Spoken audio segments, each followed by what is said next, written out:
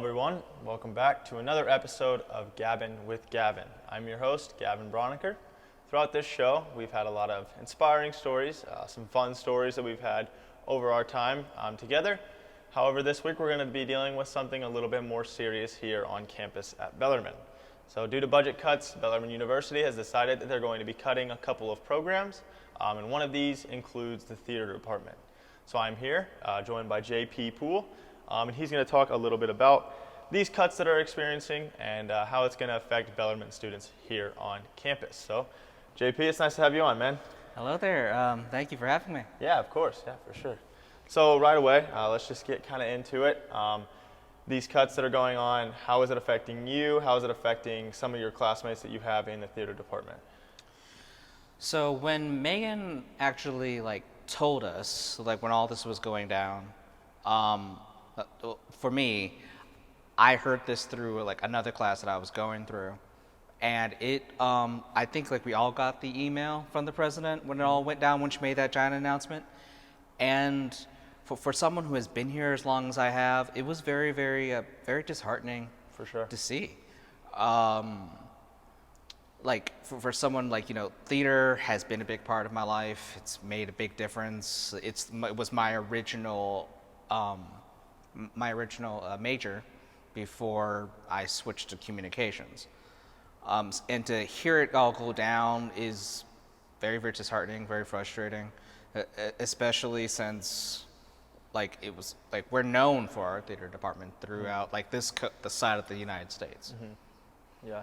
Do you know, obviously you mentioned Megan, one of the head of the theater department. Do you know what's going to end up happening to some of those faculty members that are part of the theater department right now? It was definitely very, very big worry. When I emailed her for something I was doing for my class when that semester, when all that went down, I asked her, are you going to be okay? Because a lot of these professors, yeah, theater might be their main niche or might be their main thing, but they're great listeners. They've been for us, many different students, not just theater students, but many students in general, people just passing through the black box or through Wyatt or anything like that, just to have a fun time. They understand things that go on in our lives. They're not strict by the book teachers where you're handed something, you got to get it done at a certain point. They were very, very, very well accommodating, and a lot of us were worried about what was going to happen to them.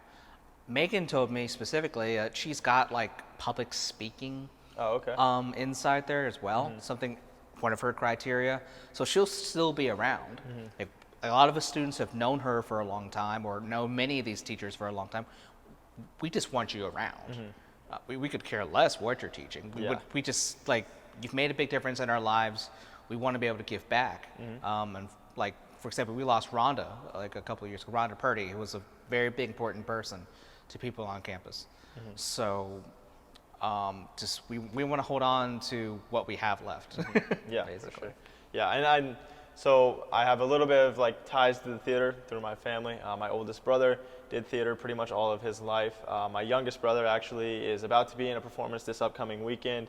So it's been in my family for a little bit. I was a part of it for just a little bit, but I know how passionate the theater department can be and how close-knit of a bond that they can sort of form together. Can you talk about some of the bonds that you've made with some of the theater people and sort of how this move is going to be affecting you all?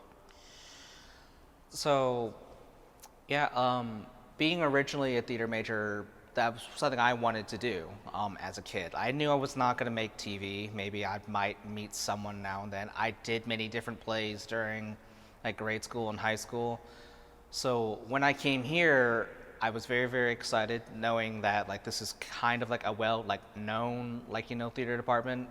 Yes, we're Division 1 now officially, but Division 2 way back then.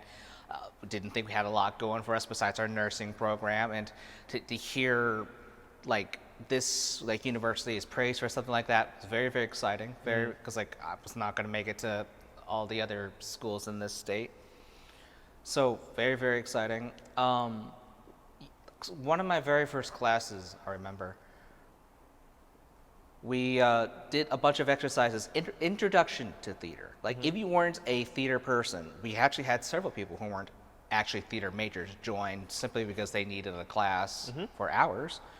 And we did a bunch of things that fun, creative, like gave you ideas like to do. Like if you like want to go to like, let's say like a party, we're going to do like charades. Okay. You got little skills like that to be able to like to learn.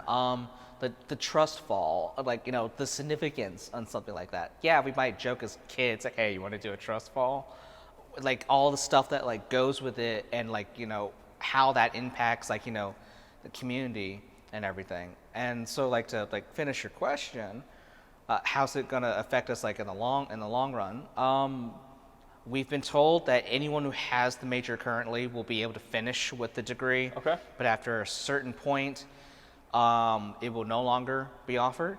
We will still have like plays. They're not going to tear down Crowley. They're not going to get rid of the black box. So we'll still hold productions there. But unfortunately, they won't count towards like the final end goal. Won't be an actual official major or minor. Okay. Like you've probably heard like when you graduate here from Bellarmine and you've like met like a certain number list of criteria, when you walk across that stage, when you're handed your diploma, you're like given like a sash or a badge or something, I believe. That will no longer be a thing. Okay.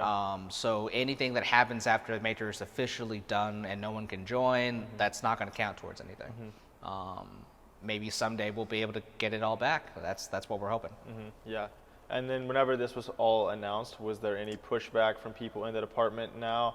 I mean, obviously it's the head of the school's decision, so it's hard to really fight against it, but was there any sort of fundraiser, anything that you guys tried to do to try to keep the theater department around?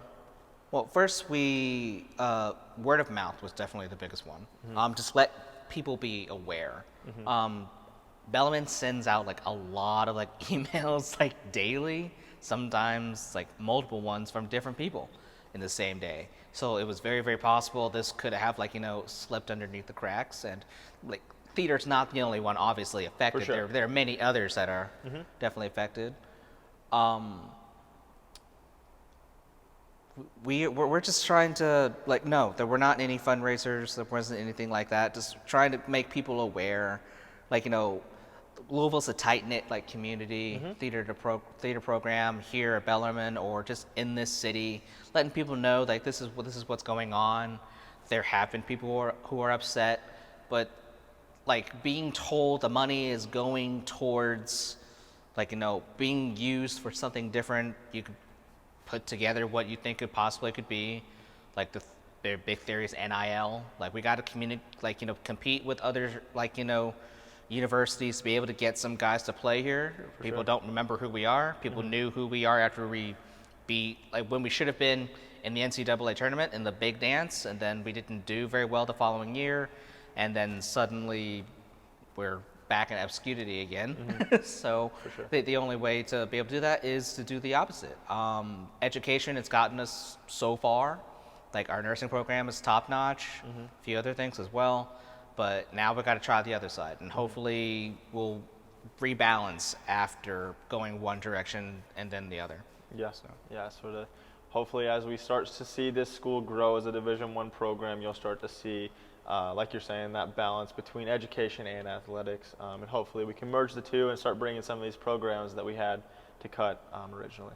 Do you have a favorite favorite play that you've checked out here on campus, or one that you've been a part of throughout your lifetime? Is there just something that kind of sticks out that you've enjoyed the most?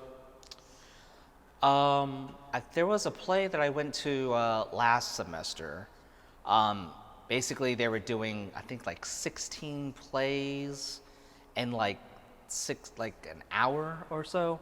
So basically, the concept was like it was a class, and they were graded and everything. So it could be almost about anything. So when you entered the black box, you would sit down on the bleachers as it was all set up, and they would have like a wire across like the stage with a bunch of numbers, and the crowd can only see the numbers on the outside. We would shout out a number, and it would be probably like a small play, maybe about a minute or so, but their goal is to like get all those like done right before the clock. They had a timer with 60 minutes. As soon as the play started, they had 60 minutes to get all that done and done well. And there were definitely some that are kind of tricky. Yeah. For example, like there was one play where this guy had to basically make a really weird drink concoction, Okay. and then had to break like an Oreo, dump it in, and then have to drink that like